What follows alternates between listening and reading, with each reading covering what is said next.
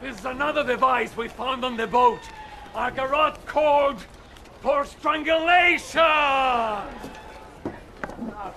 We don't know what this is all about, but we believe it to be some sort of torturing device.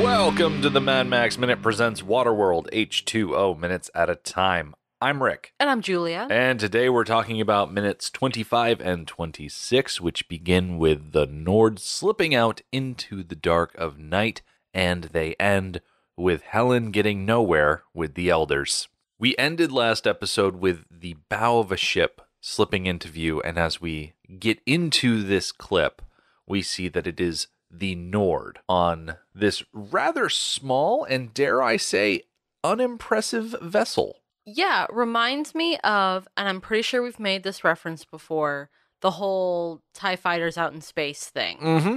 They're too small to go that far from a larger ship. We have made that reference before. I think it applies here. He's not going all that far to something larger. That ship has no permanent mast. He's going to have to put up the mast physically in order to get anywhere. He's standing up to row it, which is not a good position. And there's very little shelter to speak of. So, if not for the people hanging around outside the atoll gates in their tiny little boats, with even less of a setup than here, I would be very unlikely to believe that people are looking at him thinking, oh yeah, he's totally going back out to sea. Yeah, I don't know why he is getting away so easily, that people aren't suspicious of him. Yeah. Our introduction to him was him asking questions, and that should arouse suspicion in and of itself. And then he leaves in the dead of night in such an unopen sea-worthy vessel. Not only is he leaving in the dead of night, but there has been a cry raised about, oh no, perhaps there is a smoker spy among us. If you are worried about smoker spies, why are you letting anybody leave? And we will see in the next scene, it's because they thoroughly believe they have their man. That's very true. There's no question about the Mariner being a spy. In fact, most of the arguments against him are that he is a spy, not that he's a mutant. Mm-hmm. They care about that, yes, but only as far as is required to blame him for everything else. And as usual, the fair-haired, blue-eyed man gets to slip by on charm alone. His smirk as he sails by. Now, obviously, we need to talk about the fact that he taunts the Mariner by showing off that he has gotten his hands on the Mariner's boots. And that's a whole thing in and of itself. But then that smirk he does, where it's like the whole side of his face pulls up in this awful grin. I think it's quite spectacular. Wouldn't it have been hilarious if the boots didn't fit him? If they were just too small? That would have made my day. He had to cut the toe off or something like that? Yeah. I got a real problem with shoes that cut the toes off and then they got the feet popping out the front. I don't know. Yeah. That just weirds me out. And the smirk is certainly for the boots, yes, but also because the Mariner is taking the blame for what the Nord is. Mm-hmm. The Nord gets to leave, and the Mariner is in a cage. The Mariner didn't do anything wrong, and the Nord is the spy. He might as well be singing a little shanty about, oh, I'm a spy, diddly-dee, as he paddles his way out of the atoll. You brought it up a second ago, but I want to readdress it, how awkward the standing up rowing thing is. I know so there's bad. the idea of paddleboarding where you're standing on a wide board and you've got a paddle, you know. But that's not what he's doing. He is double rowing, he's double fisting it, and it's just awkward. Paddleboarding, you're holding a canoe paddle. And you're able to use your torso and both arms to push into the water. But what he's doing is so awkward because, yeah, you've got the oarlocks, and that creates your fulcrum point. But the way he's got to do this wide stance thing, and then he's got a lot of shoulder, it just, Yeah, part of rowing, most of the power comes from your legs. Mhm. And that's facilitated by sitting down. That's why rowboats don't go too fast, is because you're stuck on the immovable bench. Yeah. But the team rowing boats get a ton of speed because their seats slide back and forth. Yeah. It just seems very awkward. And maybe it's a small space maneuvering thing Yeah. that he doesn't want to go that fast. He wants to have maneuverability, so maybe it's better standing up. Because he's got to do something until he gets out of the atoll. Yeah. I just don't like it. I don't like the standing rowing. There's a lot to not like about the Nord here, but the way he insists on moving his vehicle, it bothers me. Another nice detail is how the atoll gates haven't opened all the way, just far enough to let him slip out, like Yeah. we talked about the first time. He must have negotiated this exit beforehand, and maybe surreptitiously. Maybe he paid that one guy to open the gate when he came up to it. Because you're right, under the current circumstances, it does seem like the safest thing is to not let anybody leave. But right now, everybody else is in the town meeting. And outside the town meeting is pretty quiet, and he goes mostly unobserved. Mm-hmm. So I'm willing to bet he paid off that guy who yelled out, "Open the gate." Yeah, because for how big the atoll is geographically, I'm looking at the exterior shot of the gathering hall, and I could very much believe that everybody who lives in that atoll, except for the few folks that are on lookout, are in that building. Mm-hmm. Now, before we go inside that building, because we're about to have a very spectacular scene, I want to do a quick actor introduction, because we've seen the Commerce Elder a couple of times, but we haven't gotten to know his actor. So he is played by Zito Kazan. His IMDb top 4 are this movie, Robin Hood Men in Tights, where he played the head Saracen guard. He was in Red Dawn as a political officer, and he was in 13 Days, starring Kevin Costner, as a Chilean delegate. Zito Kazan was born September 1st, 1944 in Buenos Aires, Argentina, as Zito Kaplansky. He studied at the Otto Kraus University and played professional basketball in the National League, while at the same time performing in theatrical productions in Buenos Aires. The theater soon became his paramount muse, and he relocated to New York to pursue his promise. While studying on scholarship at the Neighborhood Playhouse, Zito found a home in the theater, and after appearing on Broadway with such esteemed performers as Ingrid Bergman, film and TV lured him to Los Angeles. His IMDb acting credits show him entering the TV and film world with a 2-episode run on the NBC detective drama Ironside, as well as a bit part in Robert Ellis Miller's The Girl from Petrovka, both in 1974. With 86 acting credits listed on his filmography, Kazan's most recent appearance is in 2013's Crosshairs, directed by Nick Lentz. He's had quite a career. Yeah. Coming from Argentina up to New York and then making it big on the stage and then the successful transition over to Los Angeles. It's pretty good. Yeah. So he has worked with Kevin Costner before. You mentioned something else that he was in with Kevin Costner. Waterworld and 13 Days are both Kevin Costner. And then looking for any other Kevin Costner movies that stick out to me. 13 Days. Was that the one that you said in your biography? Yes. Oh, okay. Yeah, I don't see any others as I go through the list. But like most actors in the 80s, he was in such shows as Knight Rider and Chips and the Columbo spinoff, Mrs. Columbo. Mrs. Columbo? Yep. I am more offended by that ridiculous name than by the fact that there was a spin-off. Oh, there was a TV short in 1978 called Space Force. I wonder if the Steve Carell vehicle that released recently knew about that. But he was also on the $6 Million Man and MASH in the 70s, so he did the TV run. Yeah. But here, he is the one that we've dubbed the Commerce Elder. And as we cut inside this meeting hall, we get to see that he is in full swing for a presentation showing the Atollers all of the nefarious items that they found on the Mariner's trimaran. He has gone full Scuttle from Little Mermaid. He's just making it up. And there's definitely a pop culture jab with the Thigh Master. That it is indeed some sort of torture device. I know that post-apocalyptic people not understanding things from the modern world is a trope. We've seen it before in the Mad Max movies with the waiting ones, them not fully understanding what they're looking at.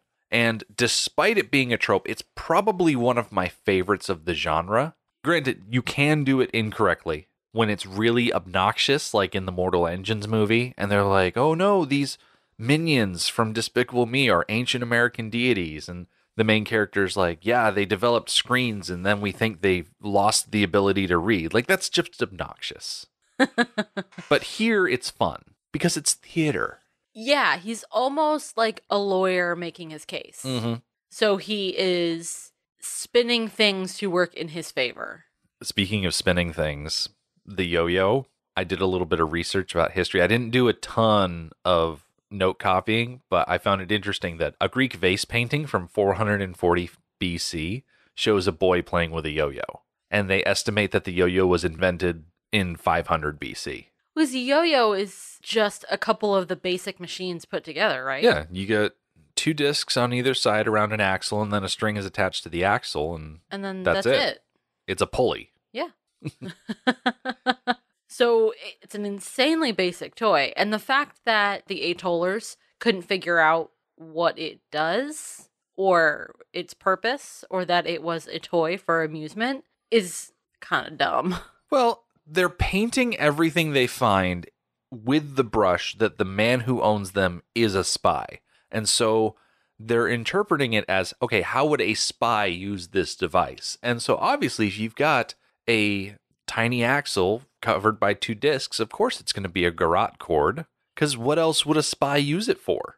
Right. And they're looking at everything through the lens that they already assume he's a spy. Right. They're not looking at the stuff like, I wonder what this stuff is. Somebody who wasn't prejudiced against him would take the yo-yo, having the disc part in your hand, it makes sense to wrap the cord around it. And then you're halfway there to figuring out what it does. But they're not curious. They've made assumptions. They think they know already. They even may know that they're wrong, especially with the clarinet. That one was just bad. You look at a clarinet, the mouthpiece looks like a mouthpiece. It wants your mouth put on it. And all you have to do is blow, and sound is going to come out. Mm-hmm. And again, you're halfway there to figuring out what it does. It does not look like a listening device. So I think that he might know that he is making bad assumptions, but he is making the case he wants to make. Well, that's the problem with this situation, because we can't definitively say, yes, they know what this is. No, they don't know what this is. I certainly didn't know a lot about the Thigh Master going into this. I've seen the commercials with Suzanne Summers for sure, but I couldn't necessarily say exactly why it's a big thing. I read an article from a fitness blog that concluded after a week of using the Thigh Master for 20 minutes a day that while it doesn't do anything, what it does offer is a chance for you to sit for 20 minutes and almost meditate while you're flexing your legs together. Well, if you're flexing muscles, then it's doing something. And they have those machines at gyms. Yeah, the blog included a portion where the writer was talking to their personal trainer. Yeah. And the personal trainer was like, no, this is bad. This is not good. Yeah, the thing about the machine at the gym is that it's actually set up properly to work the muscles correctly. So the Thigh Master was invented in Sweden by then physical medicine intern, later Dr. Anne-Marie Benstrom, as the V-Bar physical therapy device. It later received U.S. design patent number 343882S as, quote, physical exerciser, end quote. It achieved commercial success when marketed under the Thigh Master name by Joshua Reynolds, often erroneously credited as the inventor. I take issue with the name Thigh Master because it only works one set of muscles, and apparently not very effectively. All it does is work the interior thigh muscles. Well, there are a lot of muscles on your thighs, and that's why you go to the gym where they have the whole spread. You are not going to master your thighs by working one set of muscles. You're more likely to master your thighs by doing squats. Yeah. At the end of the day, that's what you're looking at. It's like kitchen gadgets. Mm-hmm. Like, you can have a gadget that does one individual thing, but then to have the tools you need, you're going to end up with a bazillion gadgets. This is a gadget. The clarinet has a much longer history as far as what I found. So the clarinet has its roots in the early single reed instruments of hornpipes used in ancient Greece, ancient Egypt, the Middle East, and Europe since the Middle Ages. The modern clarinet developed from a Baroque instrument called the chalumeau. This instrument was similar to a recorder with a single reed mouthpiece and a cylindrical bore. Around the turn of the 18th century, the chalumeau was modified by converting one of its keys into a register key to produce the first clarinet. The development is usually attributed to German instrument maker Johann Christoph Denner, though some have suggested that his son Jacob Denner was the inventor. The instrument played well in the middle register with a loud, shrill sound, so it was given the name clarinetto, meaning little trumpet.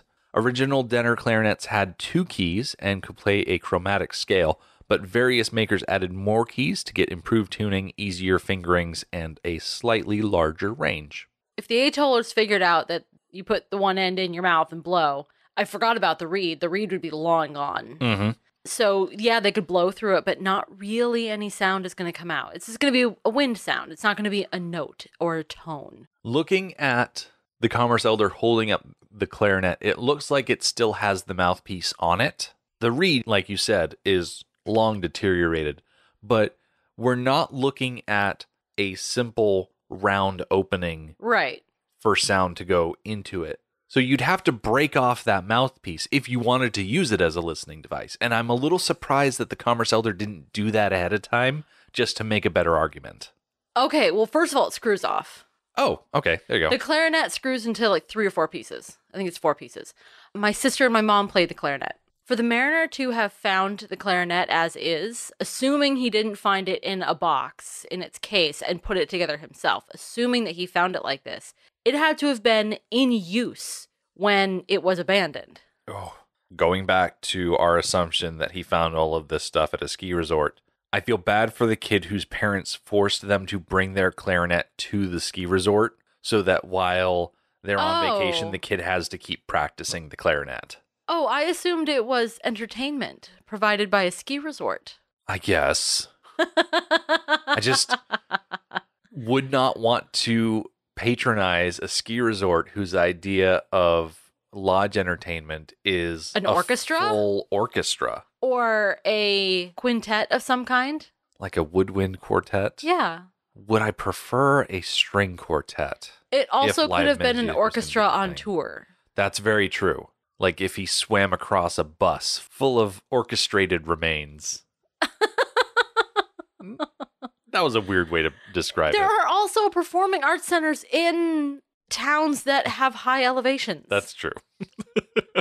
Like we know we're supposed to go to Denver eventually in the movie, right? Yeah. Well, how many performing arts centers are in Denver? They probably have their own orchestra. They probably have multiple of their own orchestras. So I don't think it's a stretch for him to have found a clarinet. Yeah. I think it's sad if he found it put together. Because a player would never just leave their clarinet put together. When you're done with it, you clean it, you take care of it, and you put it away. I'm also a little bit surprised, I guess, that this analog style of music hasn't stuck around.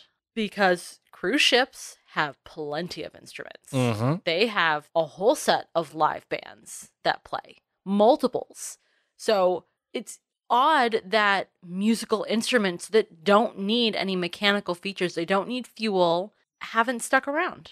Yeah. They do need repairing. And wind instruments need wood for the reeds. I guess that would, over time, kind of rule out wind instruments. But like horns, they don't need anything. Yeah, if they're properly treated, they could probably resist corrosion. To say nothing of stringed instruments, if you know how to make strings out of sinews and things like that. Yeah.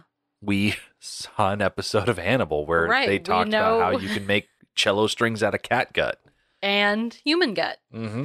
Why not out of fishy fibers? Why not? Or human gut. Yeah, that too.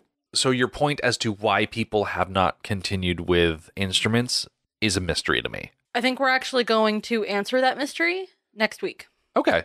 But getting back into the situation here, everybody in the hall is thoroughly freaked out by the Commerce Elder's presentation because he has effectively scared them. And the population elder sitting up at the top of the table has decided that the evidence speaks for itself and that they need to get rid of the mariner as soon as possible. And the only dissenting voice is Helen. Throughout this entire presentation argument that Helen has with the council, I distinctly get the vibe that she's kind of always the one that stands up and says something and that they have to fight with her about it, which is not a good stereotype, but there's nothing wrong with having opinions and not being afraid to voice those opinions. Everybody else in this room is mob mentality. So it's a shame that there's only one person who's like, wait, no, I have a different opinion. Let me talk. There really ought to be more people who are able to resist that mob mentality. And it's a real shame that there aren't. And Helen is being quite sensible, saying, okay, why not use him? And the Glasses Elder rebuts that by saying that the mariner is a threat to the safety and purity of the atoll. Now, I want to go through both parts of that. So safety, perhaps. I'm not willing to completely rule out that having the mariner there will not draw undue attention, because we know that slavers exist in this world. And the whole idea of a slaver is you go out and you find individuals that you can enslave and then sell to a specific person for a specific thing, whether that be labor or other tasks. I kind of painted myself into a corner by saying labor as the first specific thing, but if the slavers caught wind that there is someone who can breathe underwater, that sounds to me like the kind of person that can fetch a really high price on the slave markets. Agreed. I don't think he's inherently a danger, but their treatment of him has made him a danger, which is what the enforcer indicates, that they turned him into a danger. Because you could say he's not only a safety hazard because he could draw people in, but he could also hurt someone else in the atoll. But he's already demonstrated he only hurts people that hurt him first. Right. He's a defensive character. He is.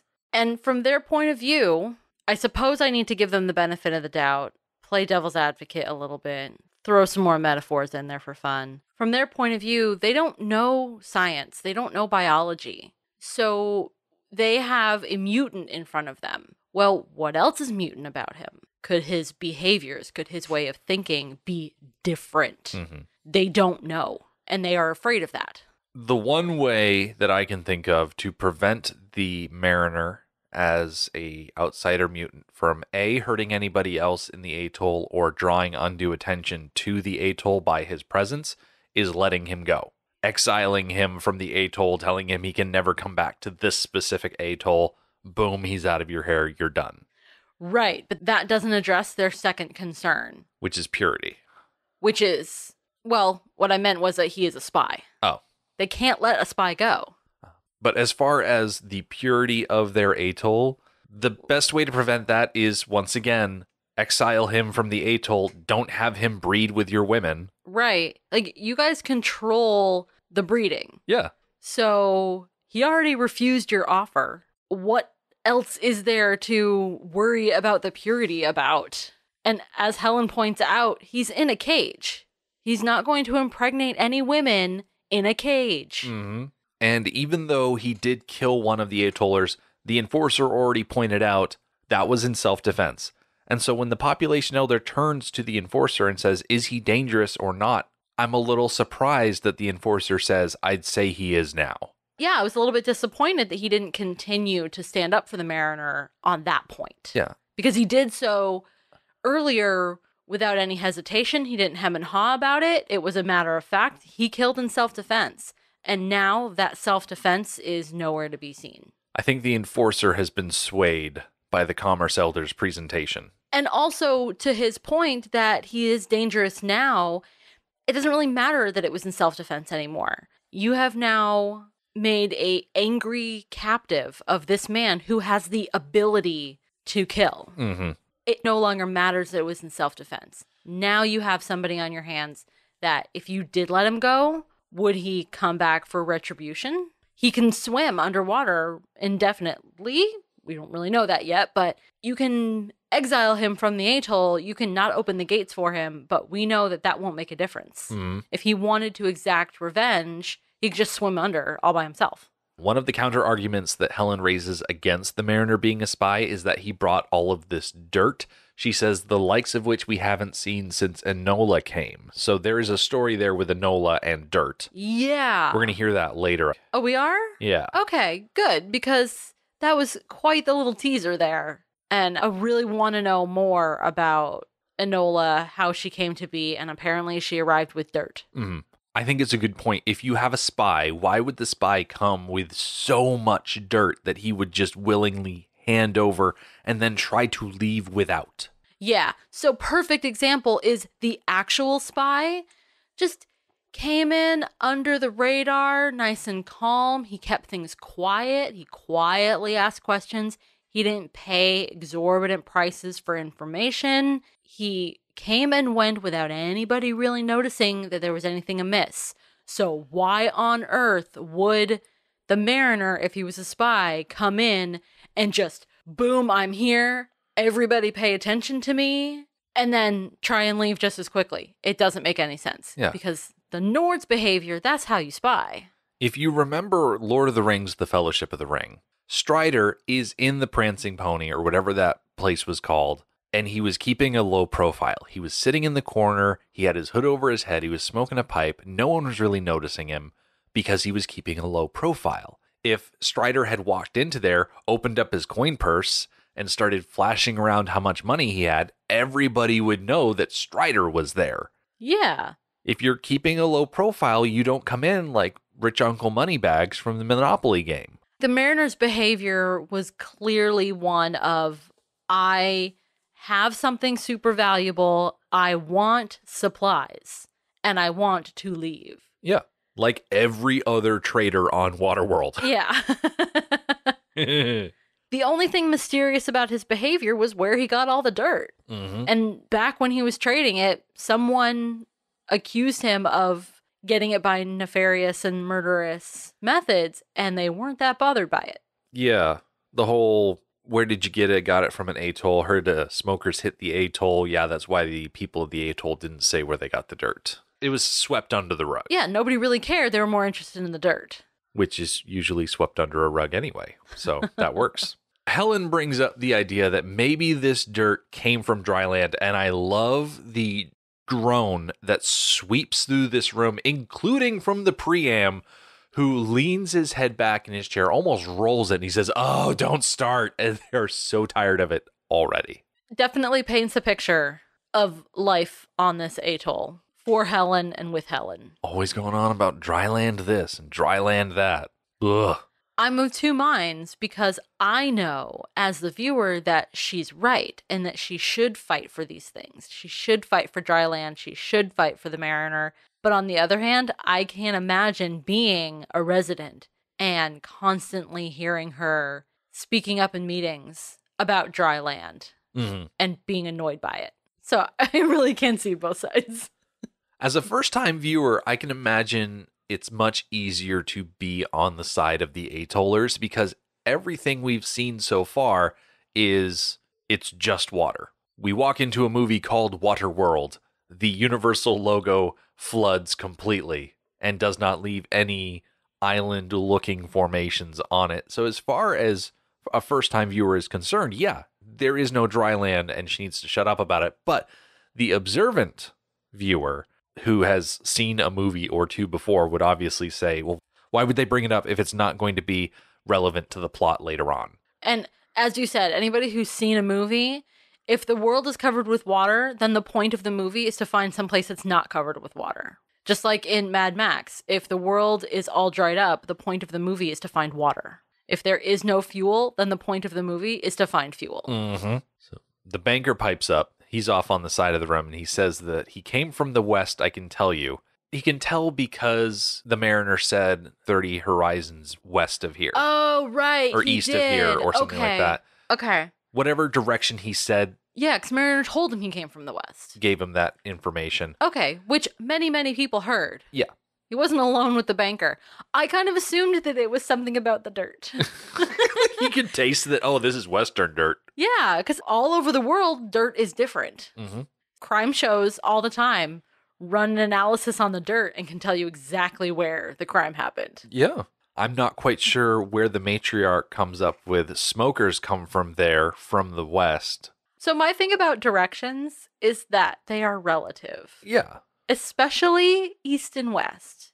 Because that's the axis that our world and our sense of geography is based on, is East and West, as we spin the globe. So to say something is in the West just means that we're to the east of it. If we were to the west of it, we would say east. It's relative. So in a world where there is one feature, there is one mountain above water and everything else is water, directions don't make any difference. Yeah. The sun is still going to rise in the east and set in the west, which is why when the, spoiler alert, smokers attack the atoll and first thing in the morning, the smokers attack coming out of the sun, they're attacking from the east.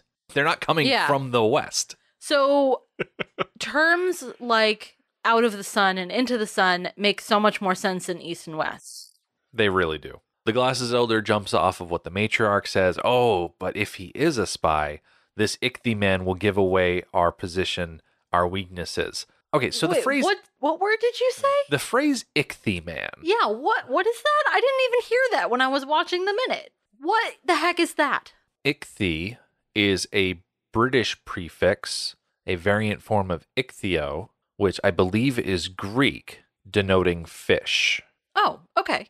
Yeah. So he's a fishy man. Yeah, the Greek word is ichthys. So the study of fishes would be ichthyology. Okay. He certainly means it in a derogatory manner, but by its very nature is not derogatory. Yeah, he's trying to be overly technical because it's Gregor who later on in this movie refers to the mariner as an ichthyosapien, basically, you know. Yeah, like fishman. Like a fishman. And the Glasses Elder is convinced that if he says Ichthy man instead of fishy man, it would be better for his reputation. But what I take issue with is them saying that the mariner will give away their position and their weaknesses when, as we've seen earlier in this movie, that's what traders do when they meet out on the open water. Like the Drifter said, I don't need to trade. I got all the stuff I need from an atoll 8 days west of here. Yeah. Atolls are not secret places. You can't hide them. And yeah, it's a big world. It's a big ocean. Coming across one, if you don't know it's there, it's not that hard to miss. But on the other hand, it's a trade system of knowledge as well as supplies. Mm-hmm. Everybody talks to everybody else because that's the only way that anyone's going to survive, is by sharing information about where the atolls are.